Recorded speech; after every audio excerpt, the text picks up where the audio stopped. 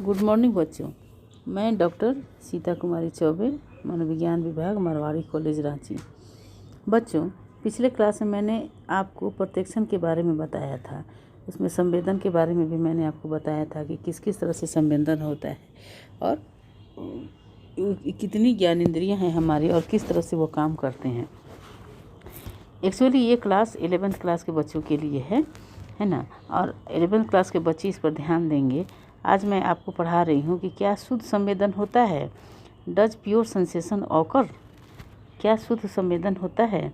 तो आज हम लोग इसमें देखते हैं कि शुद्ध संवेदन कैसे होता है। अब देखिए, सचमुच में क्या होता है कि शुद्ध संवेदन एक सैद्धांतिक संप्रत्यय है। हम यह मान लेते हैं कि प्रत्यक्षण, चिंतन आदि क्रियाओं के होने के पहले क्या होता है, शुद्ध संवेदन होता है। और इसी को हम लोग यदि दूसरे शब्दों में कहें तो कैसे कहेंगे इसको, हम लोग यह मान लेते हैं कि किसी वस्तु का पहले संवेदन अलग से होता है और बाद में उससे अर्थ जोड़ दिया जाता है, तो उसका प्रत्यक्षण होता है या फिर उसके बारे में हम चिंतन करते हैं, है ना। अब हम लोग क्या करते हैं कि देखिए, सबसे पहले हम लोग यह मान लेते हैं कि किसी वस्तु का पहले संवेदन अलग से होता है, ठीक है, और बाद में उससे अर्थ जोड़ दिया जाता है, तो उसका प्रत्यक्षण होता है या फिर उसके बारे में हम चिंतन करते हैं।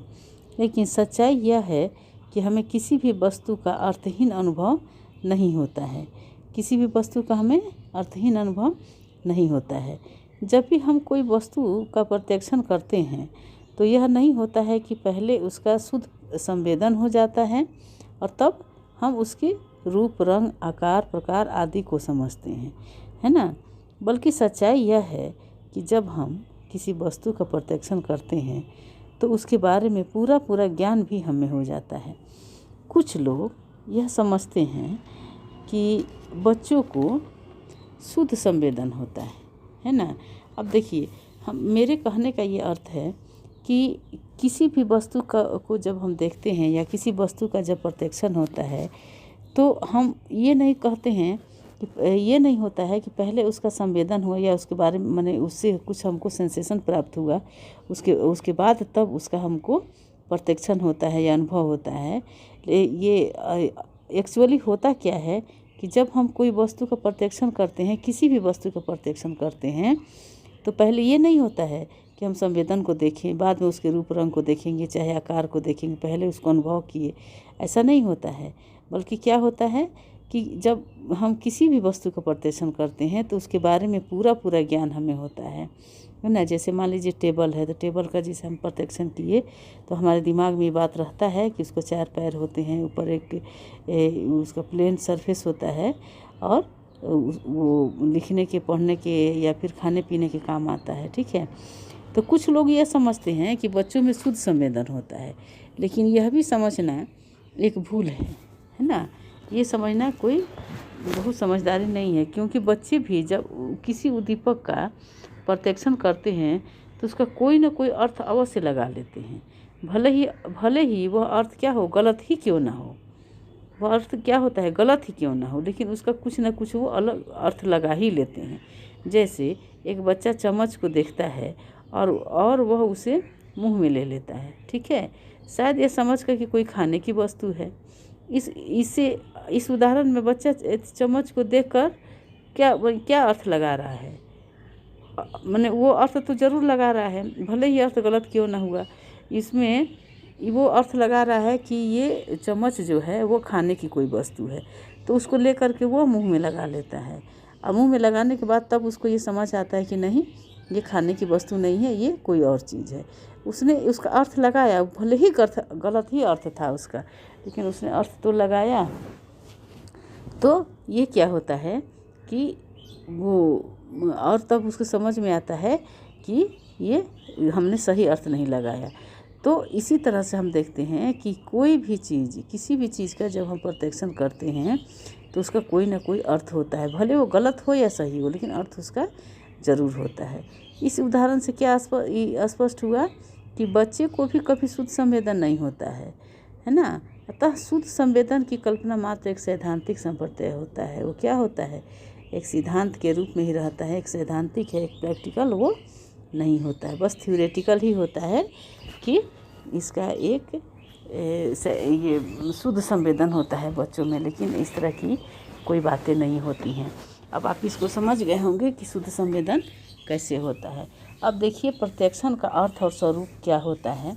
हमने प्रत्यक्षण का अर्थ और स्वरूप आपको पिछले क्लास में कुछ थोड़ा सा इंट्रोडक्शन बताया था। आज मैं आपको इस बारे में बता रही हूँ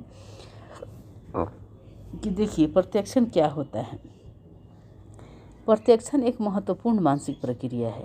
आप लोग सभी 11th के बच्चे इसको आप लोग डाउनलोड कर लेंगे, है ना, और इसको बहुत अच्छी तरह से पढ़ेंगे, समझ के पढ़ेंगे और इसको देखेंगे कि इसमें क्या होता है ना। प्रत्यक्षण का अर्थ क्या है।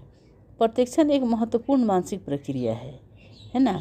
संवेदन के समान प्रत्यक्षण भी एक ऐसी संज्ञानात्मक मानसिक प्रक्रिया है जिसके द्वारा वातावरण के उद्दीपक का ज्ञान होता है। क्या होता है? वातावरण में उद्दीपक का ज्ञान होता है। अंतर इतना ही है, संवेदन में अर्थहीन ज्ञान होता है ना, जबकि प्रत्यक्षण में अर्थपूर्ण ज्ञान होता है। संवेदन में क्या होता है? अर्थरहित ज्ञान होता है और प्रत्यक्षण में अर्थपूर्ण ज्ञान होता है, क्योंकि इसमें मस्तिष्क सक्रिय होकर सूचनाओं को संगठित करता है। इसमें क्या, प्रत्यक्षण में क्या होता है? मस्तिष्क एकदम सक्रिय हो जाता है, हमारा माइंड जो है एकदम एक्टिव हो जाता है और एक्टिव होकर के जितना भी उसको इन्फॉर्मेशन मिलता है, सूचना मिलता है, उसको संगठित करता है तथा उसकी व्याख्या करता है। अतः यदि हम प्रत्यक्षण को परिभाषित करना चाहें तो यह कहा जा सकता है कि प्रत्यक्षण एक ऐसी जटिल मानसिक प्रक्रिया है जिसके द्वारा पर्यावरण में किसी उपस्थित उद्दीपक का तत्कालिक अर्थपूर्ण ज्ञान होता है ना।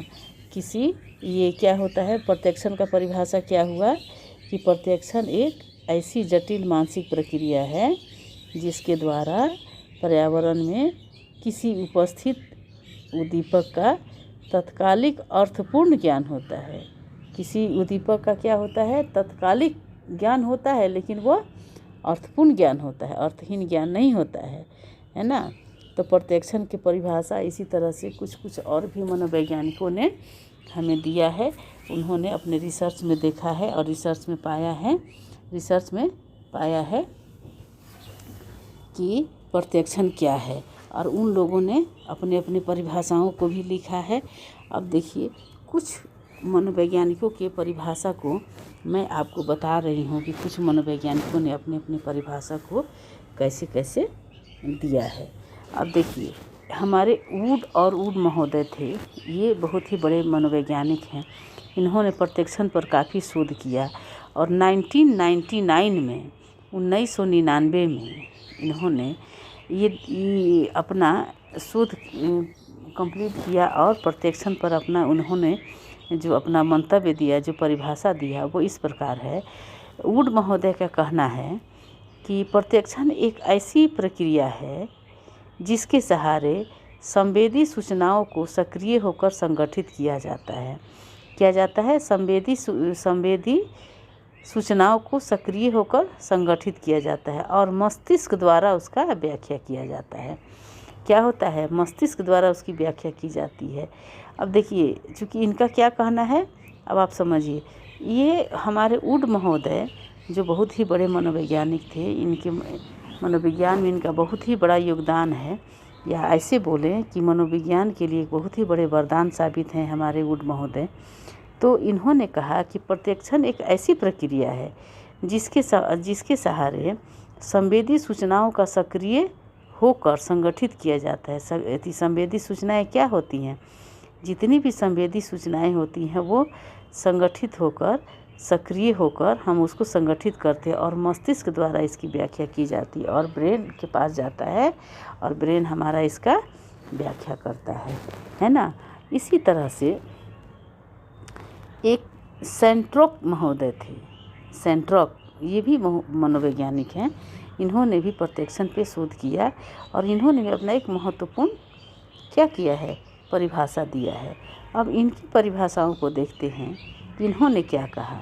देखिए, सेंट्रोक महोदय ने 2006 में इन्होंने अपने पुस्तक में इसको प्रकाशित किया प्रत्यक्षण के अर्थ के बारे में। तो देखिए इन्होंने प्रत्यक्षण का परिभाषा जो दिया है वो इस प्रकार है। संवेदी सूचनाओं को अर्थ प्रदान करने के लिए उसे संगठित करने तथा व्याख्या करने की मस्तिष्क प्रक्रिया को हम लोग क्या कहते हैं? प्रत्यक्षण कहते हैं। क्या कहा इन्होंने? फिर से एक बार देखते हैं। संवेदी सूचनाओं को अर्थ प्रदान करने के लिए उसे संगठित करने तथा व्याख्या करने की मस्तिष्क प्रक्रिया जो होती है, मस्तिष्क के द्वारा जो प्रक्रिया किया जाता है उसे ही हम लोग क्या कहते हैं? प्रत्यक्षण कहते हैं, है ना।